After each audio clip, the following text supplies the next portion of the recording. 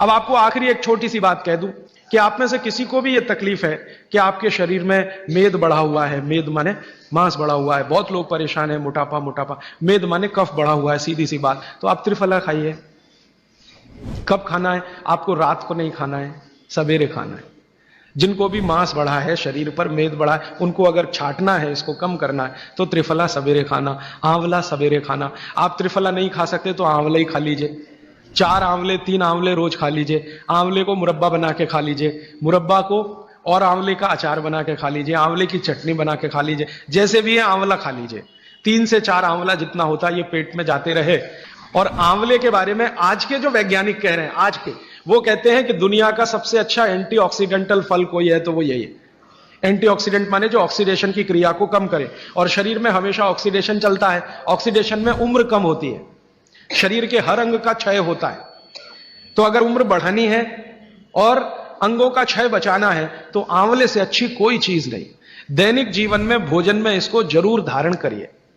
बागवती जी कहते हैं कि जब त्रिफला खाएं, आंवले के बारे में तो वो कुछ नहीं कहते, वो कहते हैं साल भर खाओ, 2 साल खाओ, रोज खाओ, कोई दिक्कत। त्रिफला खाएं तो 3 महीने लगातार खाने के बाद थोड़े दिन छोड़ देना।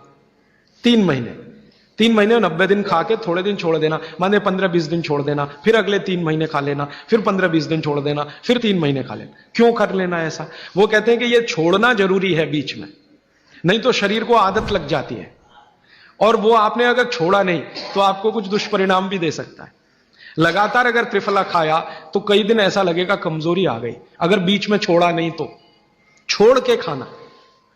अब किसी व्यक्ति के लिए जो छोड़ने का समय है वो 3 महीने से थोड़ा पहले भी हो सकता है, ज्यादा भी हो सकता है, इसलिए मैंने बीच का बताया, 3-3 महीने करके छोड़ छोड़ के खाना। आगे प्रश्न जी, मात्रा कितनी? मात्रा में बता देता हूं। जिनको वजन कम करना है, वजन कम करने के लिए त्रिफला या आंवले का उपयोग करना है तो आंवला 3 से 4 और त्रिफला हमेशा बड़ा टी स्पून, एक तो छोटी चम्मच होती है, एक थोड़ी बड़ी चम्मच, तो 1 चम्मच, हाँ, गुड़ के साथ सुबह, नहीं तो शहद के साथ। और जिनको रेचक के रूप में उपयोग करना, पेट साफ करने के लिए, आंतों की सफाई करने के लिए, वो रात को खाएं।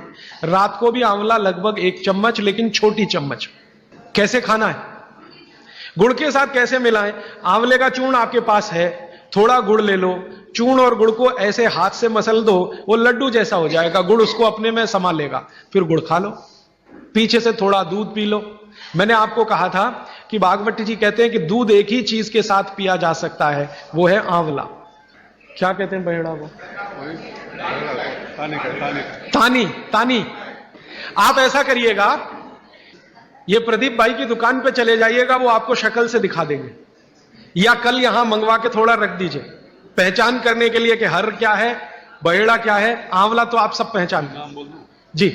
हरड़ा को कड़का बोलते हैं, हरड़ा को कड़का, बहेड़ा को तानिकाय, बहेड़ा को तानिकाय, आंवला को पाल नेल्लिकाय, आंवला को पाल नेल्लिकाय या नेल्लिकाय, सीधे कर दीजिए, ये तीनों नाम है।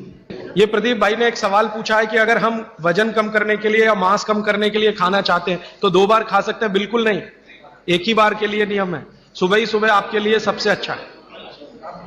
जो बाजार में त्रिफला चूर्ण मिलता है वो खा सकते हैं? मेरी आपको एक विनती है, बाजार का त्रिफला चूर्ण लाने से अच्छा है बाजार से आंवला लाना, बहेड़ा लाना, हरड़े लाना, कूट पीस के अपने घर में बनाना।